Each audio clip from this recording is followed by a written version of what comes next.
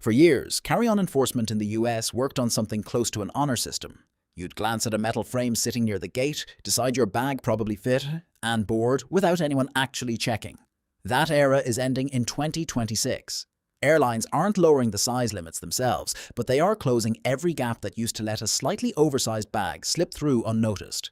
Automated scanners, removed sizing frames, tighter enforcement during peak summer travel, and new rules around batteries and personal items are all converging at once. The result is a system that looks the same on paper but behaves completely differently in practice.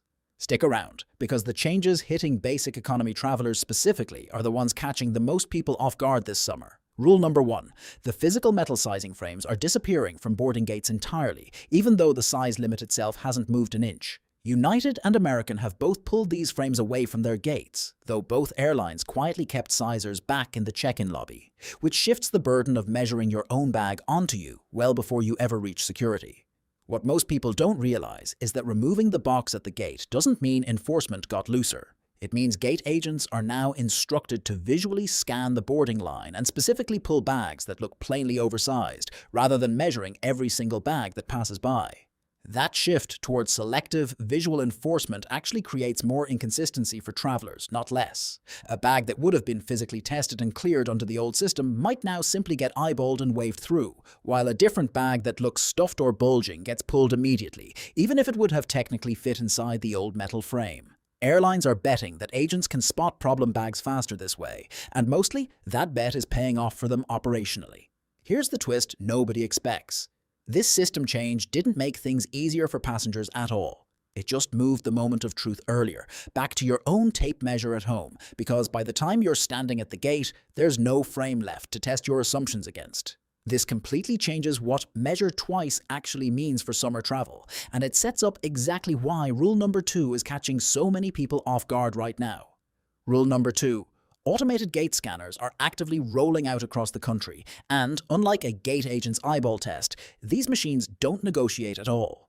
United alone deployed automated bag sizers at 35 airports by late last year, with plans to expand to more than 80 locations by the end of 2026, and American and Delta are both testing similar systems of their own right now. What most people don't realize is that these scanners measure total exterior dimensions instantly and flag anything oversized the moment your bag passes through, with zero room for the kind of gentle squeeze that used to work with the old metal frames. This is exactly where soft-sided bags lose the advantage they used to have. Under the old manual system, a soft duffel or slightly bulging backpack could get compressed by hand to slide into the frame, and agents often let it go rather than argue. That grace period is effectively over. If a scanner reads your bag as exceeding the limit in any single dimension, the system flags it instantly, and there's no human standing there willing to make an exception based on how hard you're willing to push. What makes this rollout particularly tricky for travelers is that it's inconsistent airport to airport and even gate to gate, since the technology is still expanding rather than fully deployed everywhere at once. That means the exact same bag that sailed through unnoticed at one airport last month could get flagged instantly at a different terminal this month, purely because that specific gate finally received the new scanning equipment. But it doesn't end here, because rule number 3 explains exactly why bags that always fit before are suddenly failing this summer. Rule number 3. Airlines measure the full exterior of your bag, including wheels, handles, and any protruding side pockets, not just the main body of the suitcase itself. This isn't actually a new policy, despite what plenty of viral social posts have claimed this year. Travel expert Samantha Brown specifically addressed this exact rumor, confirming that including wheels and handles in the measurement has always been standard practice, not some new 2026 change. What actually changed is how aggressively that existing rule gets enforced, especially during busy travel periods like the summer season we're in right now. What most people don't realize is that a bag marketed and sold as a 22-inch carry-on can easily measure 23 or 24 inches once you account for the wheels at the bottom and a telescoping handle extended at the top. Manufacturers technically aren't lying when they advertise the main body dimensions, but that marketed number often only reflects the suitcase shell itself, not the fully assembled bag, exactly as it will be measured at the airport. Most major US airlines, including American, Delta, United, JetBlue, and Alaska, all cap the standard carry-on at 22 by 14 by 9 inches, with wheels and handles counted directly into that total. Southwest allows a slightly larger bag at 24 by 16 by 10 inches, while budget carriers like Frontier and Spirit restrict free carry-on sized items to roughly 18 by 14 by 8 inches before additional fees kick in. Get ready, because rule number 4 involves a packing trick that used to work perfectly fine and now actively works against you. Rule number 4. Expandable bags with zippered expansion panels are getting flagged far more aggressively than in previous years, even when the bag technically measures within limits when zipped closed. Many roller bags include these expansion zippers specifically to add an extra inch or two of depth once unzipped, which works great for cramming in extra clothes on the trip home. What most people don't realize is that unzipping that expansion panel turns a perfectly compliant bag into an oversized one that no longer fits the sizer, and gate agents have gotten remarkably fast at visually spotting this specific issue. The visual cue agents look for is straightforward.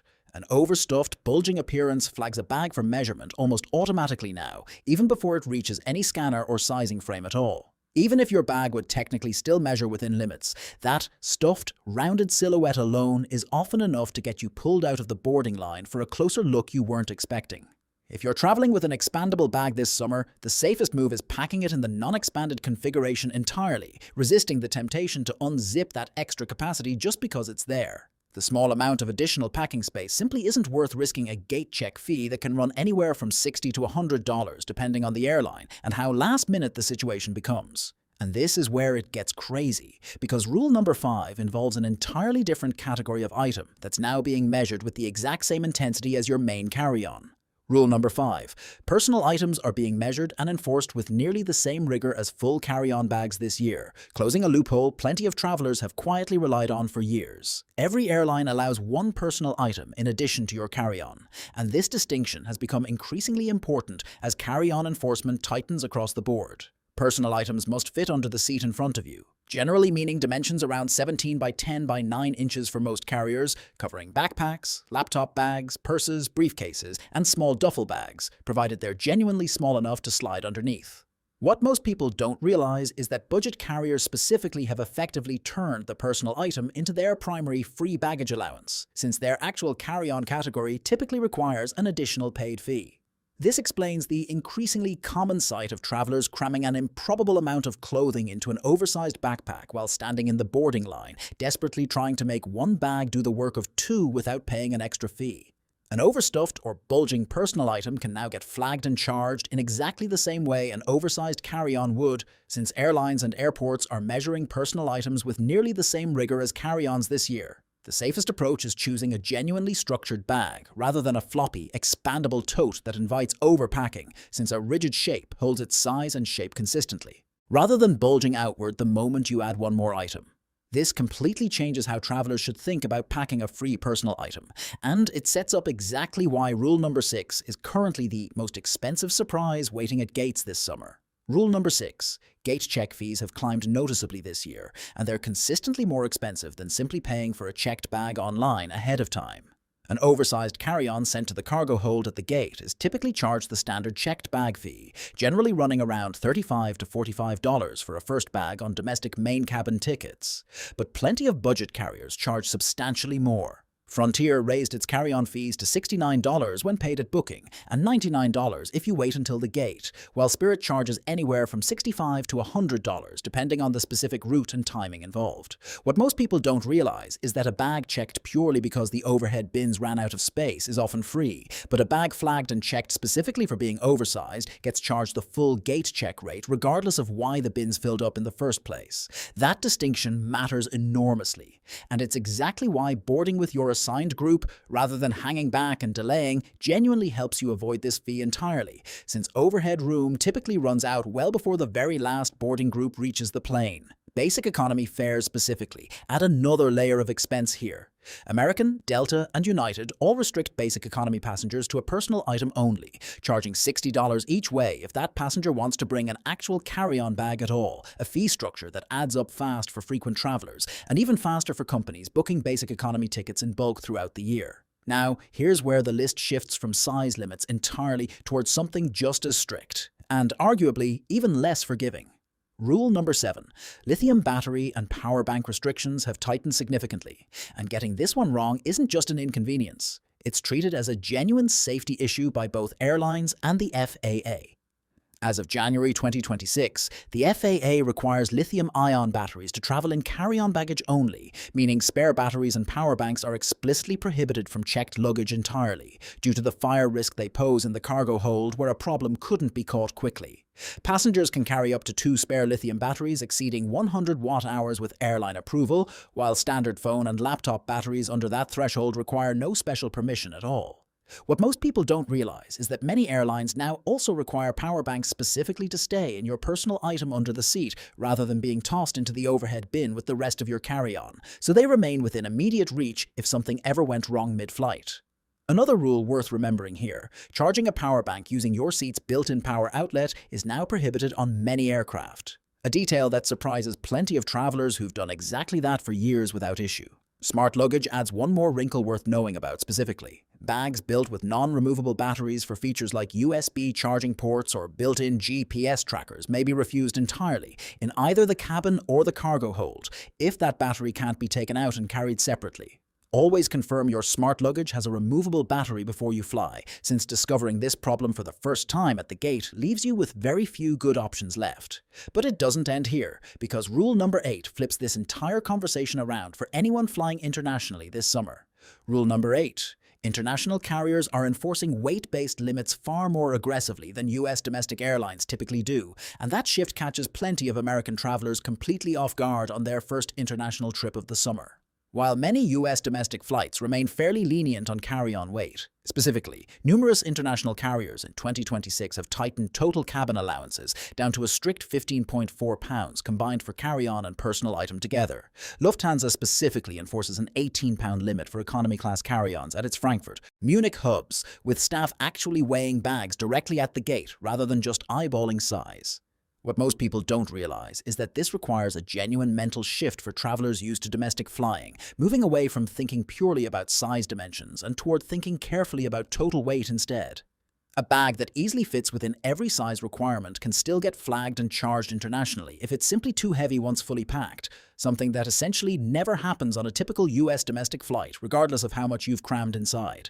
Emirates limits economy carry-ons to just 15 pounds specifically, among the strictest weight allowances of any major international carrier currently operating. For travelers planning international connections this summer, weighing your carry-on at home with a simple luggage scale before you ever leave for the airport can prevent a genuinely unpleasant surprise standing at an international check-in counter, where staff are far more likely to actually put your bag on a scale than a typical US domestic gate agent would. Get ready, because rule number 9 involves new scanning technology that's actually working in travelers' favor for once. Rule number 9. The traditional 100 milliliter liquid rule is finally starting to evolve at select airports equipped with newer 3D CT scanners, which allow travelers to carry up to 2 liters of liquids and even keep electronics inside their bag entirely, skipping the separate bin process altogether. What most people don't realize is that this upgraded technology isn't universally deployed yet across every airport, which means relying on it completely is still a genuine gamble depending on exactly where you're departing from this summer. Because this rollout remains inconsistent airport to airport, the safest approach for now is still sticking with the traditional 100 milliliter rule packed inside a clear zippered bag, treating any expanded liquid allowance you happen to encounter as a pleasant bonus rather than something to plan your entire packing strategy around in advance. Laptops and tablets still generally need to come out of your bag and go into a separate bin at standard checkpoints, though TSA pre-check members can typically keep electronics packed away without removing them at all. This inconsistency is exactly the kind of detail that makes 2026 travel feel more unpredictable than it should, since the same traveler flying out of one major hub with upgraded scanners might have a noticeably smoother security experience than that same traveler flying out of a smaller regional airport still running older equipment during the exact same trip. But now we've arrived at the final rule on this list, and it's the one directly connecting every single previous change we've covered into one clear takeaway. Rule number 10. The size limits themselves genuinely have not changed in 2026, but enforcement has changed almost completely, and understanding that distinction is the single most important thing you can take from this entire list. IATA has actually proposed a universal carry-on standard of 22 by 14 by 9 inches across member airlines. And while that remains a recommendation rather than a formal mandate as of this year, most major carriers have already aligned with those exact dimensions on their own. What most people don't realize is that the rules printed on an airline's website haven't shifted dramatically, but the gap between what's written and what actually gets enforced at the gate has narrowed to almost nothing this summer. That narrowing gap is precisely why bags that always fit before are suddenly getting flagged this year, not because the rule changed, but because nobody was actually checking as carefully in previous years. Automated scanners don't get tired, don't feel rushed, and don't make judgment calls the way a busy gate agent juggling a full boarding line used to. The bag that squeaked through last summer on nothing more than an agent's quick glance is exactly the bag getting caught this summer by a machine measuring it to the millimeter. The single best thing any traveler can do heading into peak summer travel season is treat their own bathroom scale and tape measure as the real gatekeeper, checking both size and weight at home before ever leaving for the airport, rather than hoping a gate agent's mood or a broken scanner works in their favor on travel day. So here's where everything comes together. 10 rules, and every single one points toward the exact same underlying shift happening across the entire airline industry this summer. Enforcement, not the actual size limits, is what changed in 2026.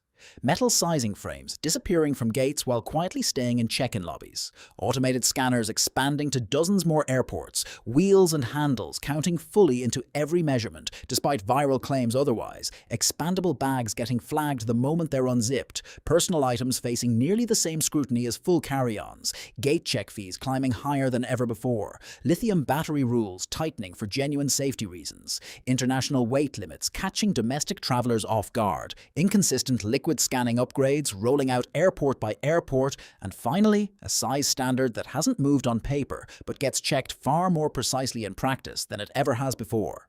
If this saved you from a surprise fee this summer, hit subscribe, because next week we're covering the checked baggage tricks airlines really don't want you to know about. You won't want to miss that one.